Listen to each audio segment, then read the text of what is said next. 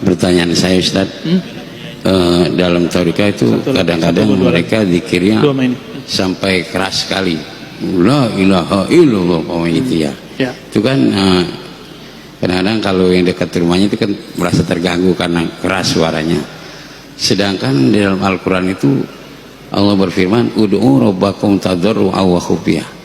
Berdoalah kamu kepada Allah dan tadarru' dengan rendah hati, wa khufyah dengan suara yang samar-samar. Sementara banyak orang yang zikir dikeraskan, doa juga keras. Nah, itu yang sebetulnya yang bagaimana Ustaz, yang sebenarnya yang bagusnya yang mana itu, apa jahar juga boleh, apa sir boleh? Kalau yang jahar itu dalilnya apa Ustaz? Kalau yang merujuk kepada Al-Quran kan harusnya kita itu kalau berdoa berzikir ya khufyah, artinya khafi, secara pelan, secara samar-samar gitu ya. Baik. Itu aja Ustaz pertanyaannya. Wassalamualaikum warahmatullahi wabarakatuh. Atau perempuan? Akhwat? Nggak ada. Okay. Ini pertanyaan konfirmasi sebenarnya ya, karena antum kayaknya pengamal zikir keras juga. Itu nurnya nyambar-nyambar Pak. Kalau kita berani klaim, di Quran zikirnya cuma lembut, itu ayat yang mana dulu? Kan surat Al-A'raf ayat 205. Antum gak baca Al-Baqarah ayat 200? Ya kan?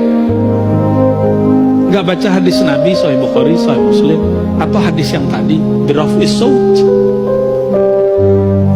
Siapa yang paling mengerti isi Quran? Ahlul Quran. Siapa yang menulis tentang adab ilmu Quran? Imam Nawawi, Tibyan. Beliau juga nulis tentang kumpulan zikir, indeks zikir, judulnya Al-Azkar, Al-Azkar An-Nawawiyah. Baca pengantarnya, dan itu sudah diterjemahkan kalau belum bisa bahasa Arab. Kalau yang belum bisa bahasa Arab, nikmati yang Arabnya. Apa kata beliau? Dikumpulkan, ini dalil zikir keras, dalil zikir lembut, dikumpulkan.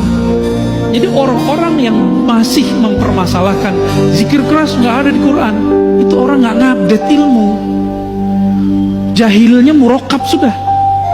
Itu ditulis sudah abad ke-7 Hijriah, tahun 600-an Hijriah, Imam Nawawi udah nulis. Masa ente belum update juga sih?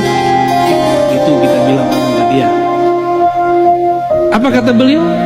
Zikir jahar, zikir sir, dua-duanya tidak boleh dipertentangkan, karena dua-duanya sabit di Quran, dua-duanya ada di Quran.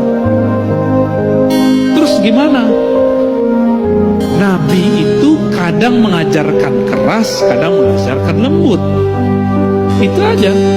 Hanya ulama ahli fikih, ahli zikirlah yang mengerti kapan keras, kapan lembut.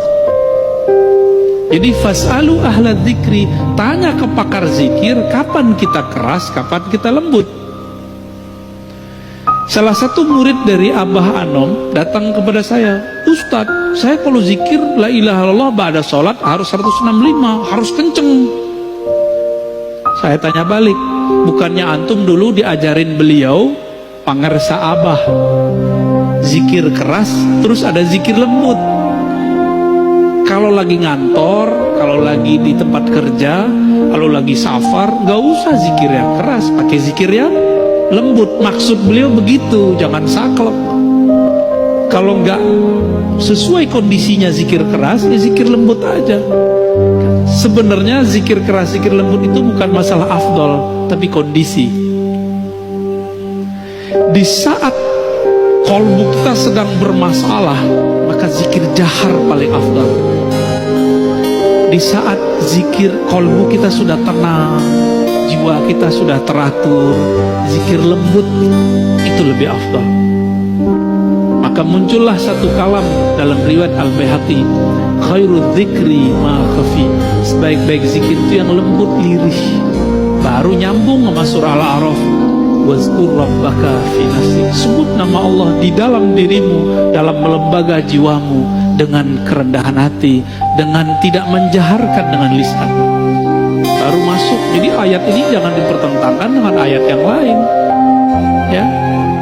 Ini yang lucu, teman saya praktisi ruqyah membid'ahkan zikir keras, tapi kalau dia meruqyah dia bentak-bentak orang pakai takbir, bentak bentak-bentak orang pakai ayat. Padahal Nabi nggak pernah bentak-bentak orang pakai takbir, nggak pernah. Malah Nabi yang dibentak orang. Siapa yang melindungimu dari pedangku? Jawab Nabi, Allah. Langsung jatuh dia. Jadi Nabi kalau baca Allah jadi pedang, Pak. Sakti. Kalau kita baca la ilaha illallah, takbir, udah berbuih, udah habis suara, nggak menang-menang juga. Kalah lagi. Berarti kita baru baca di lisan. Tentara Al-Mahdi di akhir zaman itu menaklukkan Rum cukup dengan takbir. Berarti takbir dia takbir yang mana tuh? Bukan takbir yang berisik, tapi takbir yang menggetarkan langit dan bumi, yang bersumber dari kolbu, terjun, tembus ke dalam kolbu. Jadi nggak ada masalah mau zikir keras, mau zikir lembut. Namun kalau tetangga kita terganggu, ya kasihan Pak, zikir lembut lah. Kecuali antum lagi mabuk zikir, ya. Apa kata Nabi? Uzkurullah hatta yakul, zikirlah kepada Allah hatta yakulal munafikun, sehingga orang munafik berkata, muraun, di riwayat kedua majnun, sampai orang munafik menuduh kamu gila atau ria. Ya. Makanya dulu ada yang nanya di sini, mohon maaf langsung saya potong karena beliau sudah sepuh. Itu zikir hitung-hitungan, kenapa itu? Langsung saya mohon maaf saya potong langsung, kasihan. Masih ada beliau. Masih ada. Wah, kalau Ma'ani dia nggak mau ikut ngaji lagi.